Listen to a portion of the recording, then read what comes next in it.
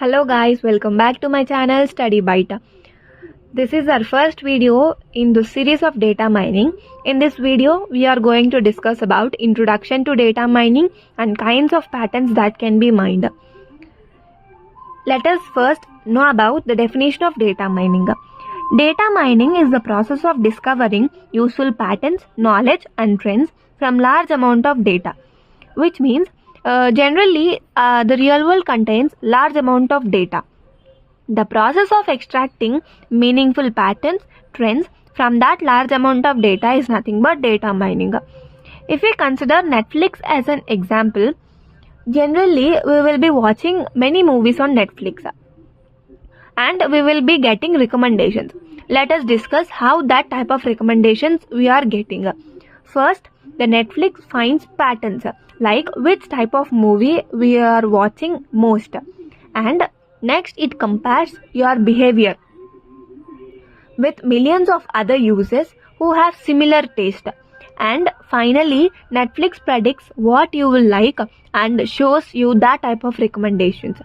Generally this same process will apply for Amazon also, and data mining is one of the steps in KDD process.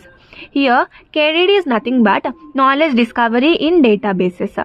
Generally, KDD has 7 steps. Those are data cleaning, data integration, data selection, data transformation, data mining, pattern evaluation, knowledge presentation. Now, let us only discuss about the basic knowledge of KDD. In later classes, we will be discussing more about KDD steps. So no need to worry, just learn the basic and then we will discuss more in later classes. Here, if we consider a data set, generally a data set contains a large amount of missing data, noisy data. So that we will be following these steps so that data is cleaned, integrated, selected, transformed and mined and evaluated, and after the knowledge is presented. So we will be discussing about this line by line. First, data cleaning. In data cleaning, we will be removing errors, missing values, duplicates and noise from the data set, so that by doing all these things the data set quality will be improved, and then that data set is followed by next step, data integration. Next, we combine that data from different sources to form a single data set, single unified data set, and from the integrated data we select only the relevant information that is needed for our analysis. That process is nothing but data selection. We have discussed about data cleaning, data integration, data selection, and now the fourth step is data transformation. And after data selection, we convert the selected data into a suitable format. This may include normalization, scaling or aggregating the data. No need to worry, I'll be explaining in later classes, just remind the words. Let us discuss about example for understanding more about data transformation. Generally, if we take example like 2, 3, 96, 76, 102, here we are having different types of digits, like we are having a single digit and we are having a double digit numbers and we are also having a 3 digit numbers. Here the data is in different formats, like in single digit, double digit and triple digit. The process of transforming all these digits into a fixed number of digits is nothing but data transformation. So how we can transform these numbers?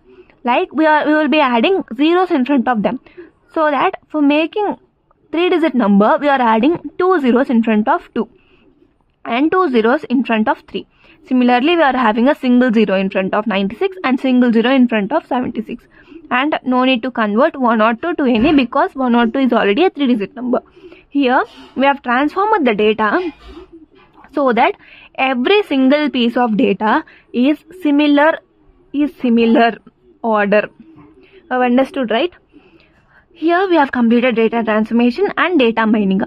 Data mining is a core step where we apply algorithms such as classification, clustering or association rule mining to discover patterns. and pattern evolution. Here we check the mind patterns and keep only the interesting, useful and meaningful ones. After data mining, we will getting a lot of patterns. The process of selecting only some specified patterns which are very important for analysis is nothing but pattern evolution. We have completed this and knowledge presentation.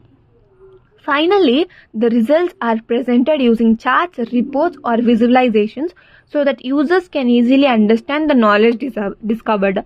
This is nothing but knowledge presentation. I think you have understood about KDD steps. Now let us discuss about the second topic, kinds of data that can be mined. Generally, there are many kinds of data that can be mined in this world. Some of the important ones are database data, data warehouse data and transactional data. Let us discuss about these one by one. The first one is database data.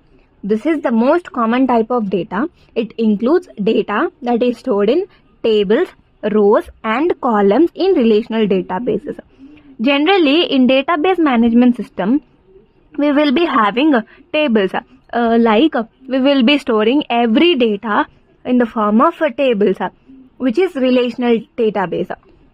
Example, student database. Generally, in a university, we will be having a lot of students.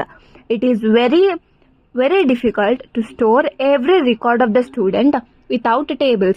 So, by using tables, the data is stored very particular order so that every data can be easily stored, managed and accessed by anyone. Such type of data is nothing but database data. And the second one is data warehouse data. A data warehouse data is a central repository where data from multiple sources is collected, stored and managed for analysis and decision making. Let us discuss about it more by understanding an example. If we consider Flipkart, generally every product is first sent to a hub. From that hub, every product is transformed to that particular destination. Here, hub is a repository where it stores several products. Similarly, a data warehouse is a repository where it stores data from different sources. It is collected, stored and managed for analysis and decision making. I think you guys understood.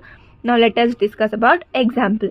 Here, if we take an example of bank, here the bank collect data from different sources and combine it into one warehouse.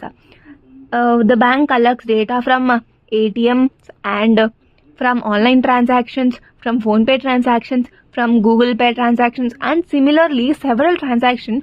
The bank collects them and combine them into one single warehouse.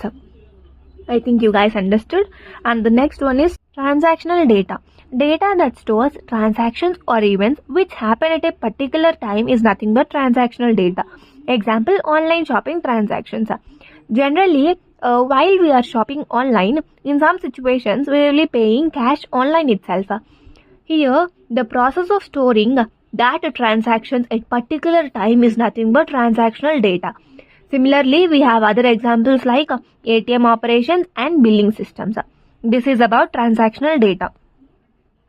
In this video, we have discussed about introduction to data mining, kinds of data that can be mined.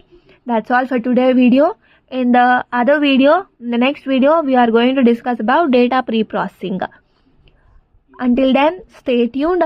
If you like this video, please like, share, comment and subscribe to Study Byte. Thank you for watching. See you in the next video.